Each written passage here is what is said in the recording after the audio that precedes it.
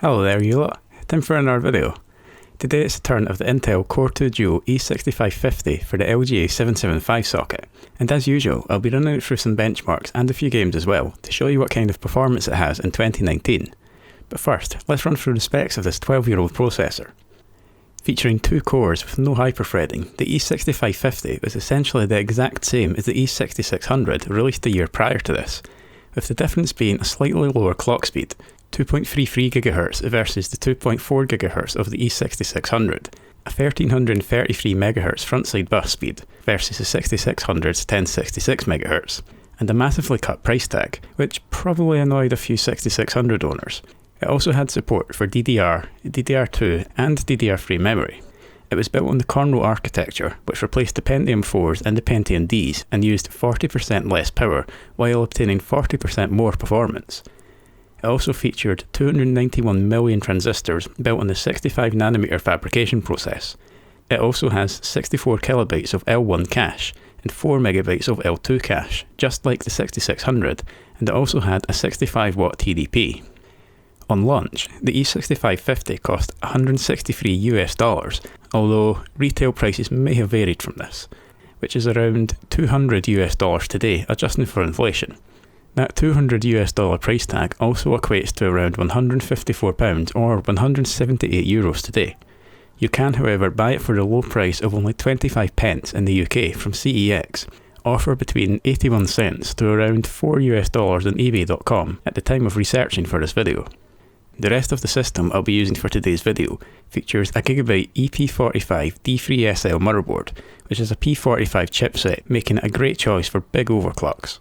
8GB of DDR2 RAM at 800MHz, a GTX 1080 Armoury C Edition graphics card to eliminate any potential bottlenecking, and in no way inflates performance beyond what the E6550 is already capable of before any of you say I should use a slower card. Windows 7 Ultimate 64-bit, and a Phanteks TC14PE cooler to keep the CPU cool. I also want to note that for all of the tests, both stock and overclocked, I've disabled all power saving options in the BIOS to maximise the performance. That aside, let's get on with the tests.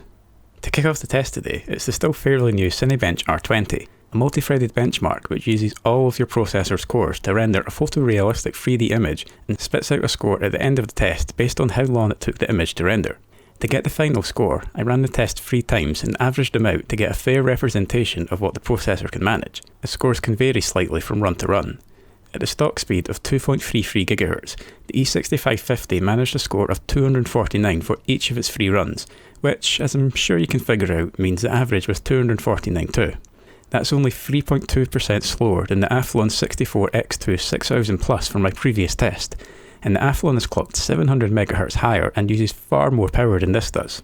Overclocking wise, and given that I used a P45 chipset motherboard, I was able to get a hell of a lot out of the E6550, almost an entire extra gigahertz out of it, with an overclock of 3.255 GHz, with a 465 MHz frontside bus, at the E6500's stock voltage of 1.35 volts, or 1.296 to 1.312 volts after VDROOP is taken into account. The memory was also now at 930 MHz with a voltage of 2.2 volts. I did have to change a lot of the other settings too, but I'll list them down in the description for anyone that wants to know. And with the massive overclock came a huge jump in scores across the 3 tests, with 349 for all 3 tests, a massive 40.35% increase in score. And this was also now 23.32% faster than what the Athlon 64X2 6000 Plus managed at 3.3 GHz. Showing how much of a difference there is at pretty much the same clock speed. The last in the benchmarks for today before I move on to the games is the physics portion of the Firestrike benchmark in 3D Mark. This was run the same way I ran the Cinebench benchmark, in that I ran the test 3 times and averaged out the scores to get a fair representation of what the E6550 can manage.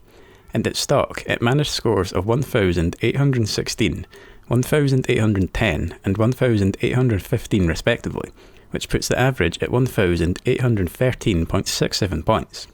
In using the same 3.255 GHz overclock in settings as I did with Cinebench R20, there was a massive improvement yet again, with scores of 2641, 2621 and 2659 for the 3 tests respectively, for an average of 2640.33 points, a huge 45.58% increase over the stock scores.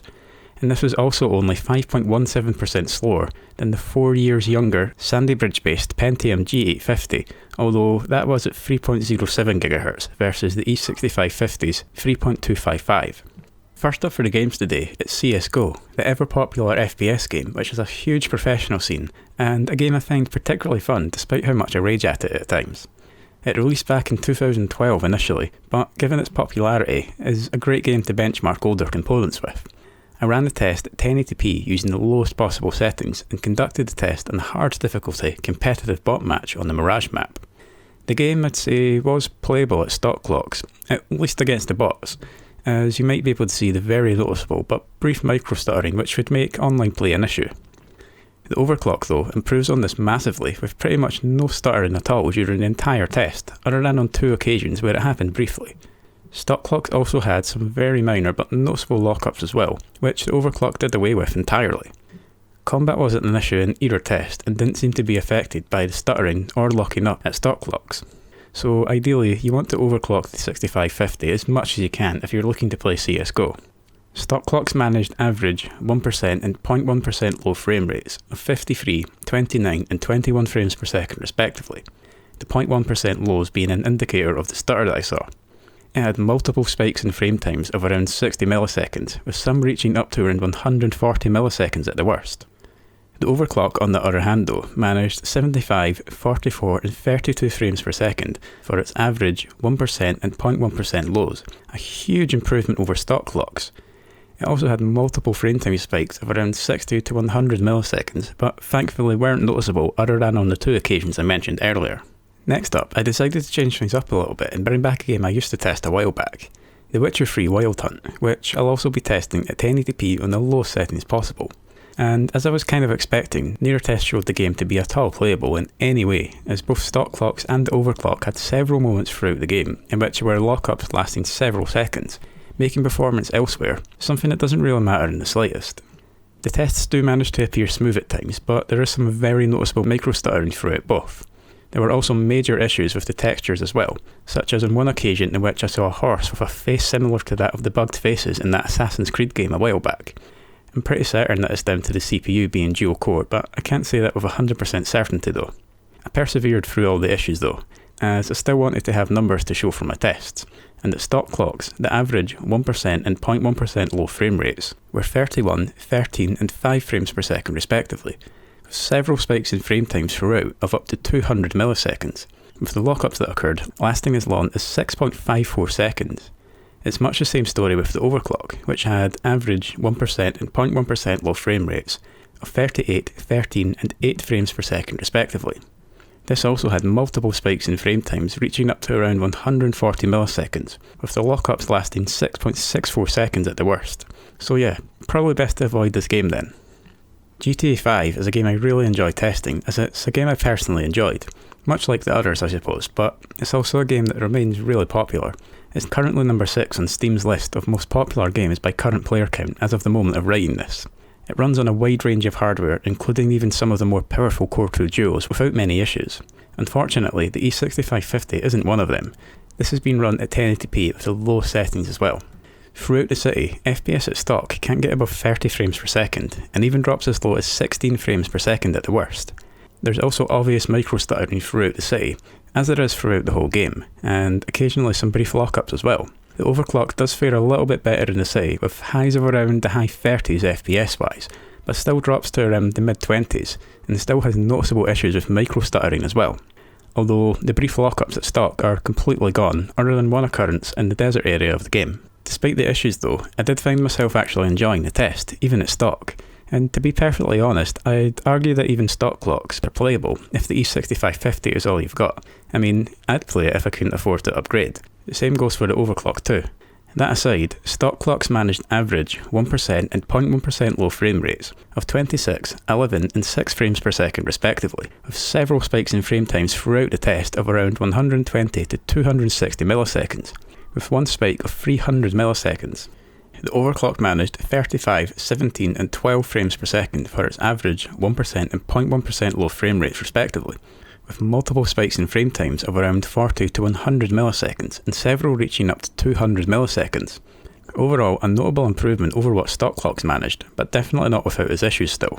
Lastly is Warframe, a game initially released back in 2013, but one that still has massive support from the developers and a great community of players who, with the exception of a minority of idiots, are quite welcoming and helpful towards new players.